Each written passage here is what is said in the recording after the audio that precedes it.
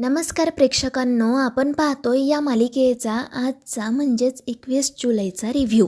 चला तर मग बघूयात आजच्या या एपिसोडमध्ये नेमकं काय काय घडून गेलं आहे ते. तर रामपुरे घराण्याचे जे मूळ पुरुष असतात ते एक नकाशा मीराकडे देतात. मीरा तो नकाशा हातात घेते आणि पुन्हा अंबिकाकडे परत येते. अंबिका तिला सांगते की मीरा घाबरू नको, तो नकाशा उघड आणि बघ त्यामध्ये नेमकं काय आहे ते. आणि त्यावर मीरा ही हो म्हणते आणि तो नकाशा उघडून पाहते.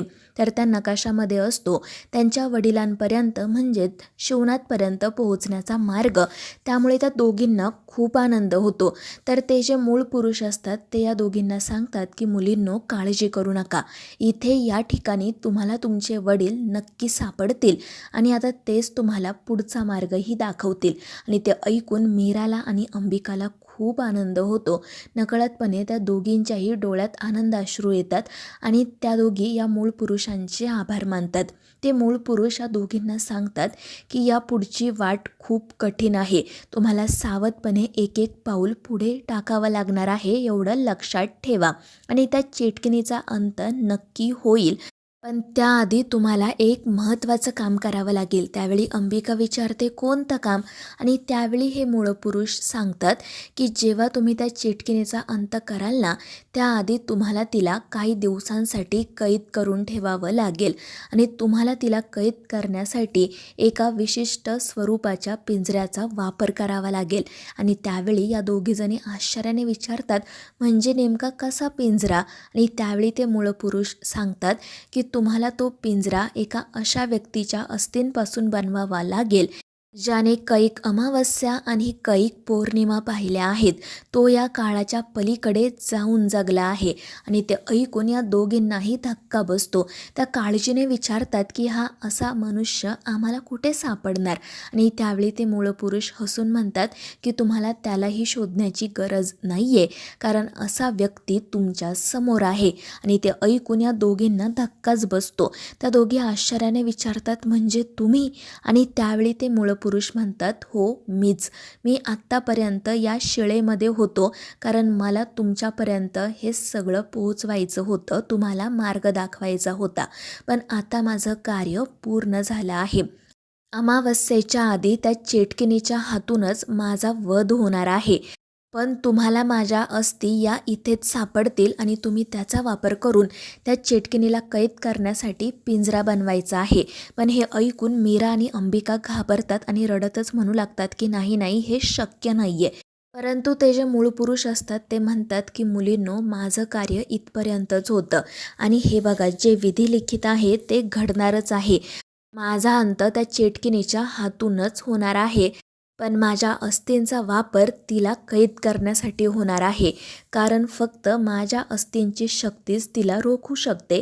आणि त्यावेळी अंबिकाला आणि मीराला काहीच बोलता येत नाही. ते मूळ पुरुष पुन्हा या दोघींना सांगतात की यापुढे सावध राहा आणि प्रयत्न करा, एकमेकींची साथ द्या आणि लवकरात लवकर त्या चेटकिणीचा अंत करा. आणि त्यावर या दोघीही जणी हो म्हणतात आणि मनापासून त्या मूळ पुरुषाचे आभार मानतात. त्याचवेळी दुसरीकडे मात्र आपल्याला असं पाहायला मिळतं की मंजिरी मार्जरीकडे गेलेली असते आणि मग मार्जरी तिच्या काळ्या शक्तीचा वापर करून एक पावडर बनवते आणि ती मंजिरीकडे देत म्हणते की ही तू त्या वेदाला खायला दे. एकदा का ही तिच्या पोटात गेली की तिला असह्य वेदना होतील. ती कार्टी मरणार तर नाही, पण तिला ना कायमचं अपंगत्व येईल, अधूपणा येईल. आणि ते ऐकून मंजिरी खुश होते आणि मग ती म्हणू लागते की मार्जरी, मी आता लवकरात लवकर घरी जाते, आपल्याकडे वेळ फार कमी आहे. एकदा का त्या वेदाला त्रास व्हायला सुरुवात झाली की मग अथर्व नाईलाजाने का होईना पण मीराला घरी बोलावून घेईलच. आणि त्यावर मार्जरीही हसतच हो म्हणते. आणि मग मंजिरी ताबडतोब पुन्हा घरी येते आणि त्यावेळी किचनमध्ये अनन्या असते. ती वेदासाठी एका ग्लासमध्ये ज्यूस भरत असते आणि त्याच संधीचा ही मंजिरी वापर करायचं ठरवते. ती मुद्दाम कॉफीचा डबा लपवून ठेवते आणि मग नाटक करत अनन्याकडे जात तिला विचारते की काय गं, काय करतेस? अनन्या सांगते की अगं, वेदाने सकाळपासून काही खाल्लेलं नाही आहे, म्हणून मी तिच्यासाठी हा ज्यूस घेऊन जात होते. पण तू इथे काय करते, तुला काही हवंय का? तर मंजिरी म्हणते हो मला ना कॉफीचा डबा हवा होता पण सापडत नाही आहे. अनन्या म्हणते काळजी करू नको मी शोधून देते. आणि मग ती तो ज्यूस बाजूला ठेवते आणि कॉफी शोधायला जाते. आणि तीच संधी साधून ही जी मंजिरी असते ना ती त्या ज्यूसमध्ये मार्जरीने दिलेली पावडर मिसळते. मग अनन्या तिथे येते तेव्हा ती नाटक करत म्हणते की जा तू हा ज्यूस घेऊन वेदाकडे जा, कॉफी मी बनवेल. आणि त्यावर अनन्याही हो म्हणत तेथून निघून जाते.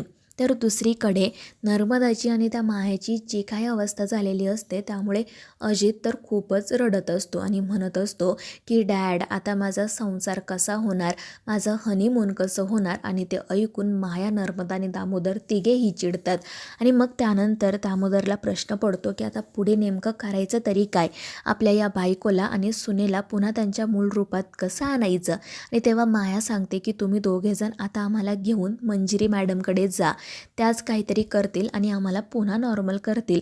परंतु अजितला भीती वाटत असते पण माया ऐकत नाही आणि शेवटी मग दामोदर या दोघींना घेऊन मंजिरीकडे जायला निघतो.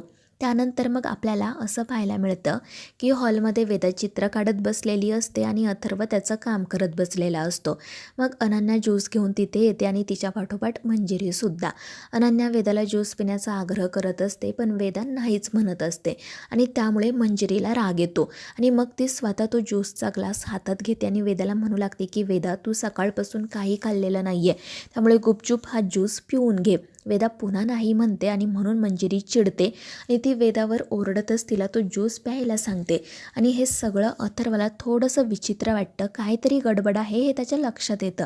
तर इकडे ही वेदा घाबरून का होईना पण मंजिरीकडून तो ज्यूस घेते आणि मग ती तो पिणारच असते. पण तितक्यात मीरा त्या ठिकाणी येते आणि अथर्व देखील धावतच वेदाकडे जातो आणि तो जो ज्यूस असतो ना तो बाजूला फेकून देतो.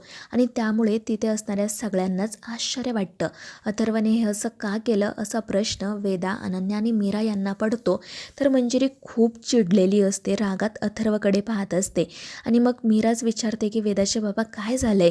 आणि त्यामुळे मंजिरीचं तिच्याकडे लक्ष जातं आणि मीरा घरी परत आली हे पाहून तिला थोडं आश्चर्यही वाटतं. आणि मग त्यानंतर आपण असं पाहतो की अथर्व मीराला तर काही उत्तर देत नाही, फक्त अनन्याला इतकंच म्हणतो की अनन्या मला माहिती आहे तुला माझं वागणं खूप विचित्र वाटत असेल, पण हे बघ तुला जर असं वाटत असेल ना की मी पुन्हा आधीसारखं नॉर्मल वागावं तर तुला माझं एक काम करावं लागेल. अनन्या लगेच विचारते की बोल ना दादा काय करायचं आहे. मी हे बघ तू सांगशील ते करायला मी तयार आहे, तू फक्त आईसोबत पूर्वीसारखा व्यवस्थित वाग. आणि त्यावर अथर्व म्हणतो की ठीक आहे मी आईसोबत पूर्वीसारखा वागतो, पण त्याआधी ना तू माझं एक काम करायचं, यापुढे वेदाला तू जे काही खायला प्यायला देशील ना ते तू स्वतःच्या हाताने बनवलेलं हवं, आधी तू टेस्ट करायचं मग तिला द्यायचं. आणि त्यावर अनन्याही आनंदाने हो म्हणते. त्यानंतर मग आपल्याला असं पाहायला मिळतं की त्या मूळ पुरुषाने जो नकाशा दिलेला असतो तो घेऊन अंबिका शिवनाथचा शोध घेण्यासाठी निघते आणि मग ती एके ठिकाणी येऊन पोहोचते. पण अचानक त्या ठिकाणी प्रकाशाचा झोत येतो आणि त्यामुळे त्या अंबिकाला खूप त्रास होतो. त्यानंतर इकडे आपण असं पाहतो मीरा आणि अथर्व त्यांच्या रूममध्ये आलेले असतात आणि मग मीरा त्याला विचारत असते की वेदाचे बाबा मागाशी नेमकं काय झालं होतं, तुम्ही अचानक असे का वागलात. अथर्व तिला सांगतो की अगं ती मंजिरी ना आपल्या वेदाला तो ज्यूस पाजण्याचा खूपच प्रयत्न करत होती, मला संशय आला काहीतरी चुकीचं घडते असं वाटलं म्हणून मी तसा वागलो. आणि त्यावेळी मग मीरा देखील त्याला काही बोलत नाही. त्यानंतर ती मीरा त्याला असं सांगते की मी त्या मंदिरात गेले होते, आपल्याला जे मंदिर हवं होतं तेच मंदिर आहे आणि आता पुढे काय करायचं आहे ते सुद्धा मला समजलं आहे. आणि ते ऐकून अथर्वला खूप म्हणजे खूप आनंद होतो, तो देवी आईचे आभार मानतो. आणि मग त्याला एक प्रश्न पडतो, तो मीराला विचारतो की काय गं त्या मंजिरीला आपल्या दोघांचं बाळ नेमकं कशासाठी हवं आहे, यामागे तिचा काय हेतू आहे. आणि तेव्हा मग मीरा रडतच त्याला सगळा प्रकार सांगायला सुरुवात करते.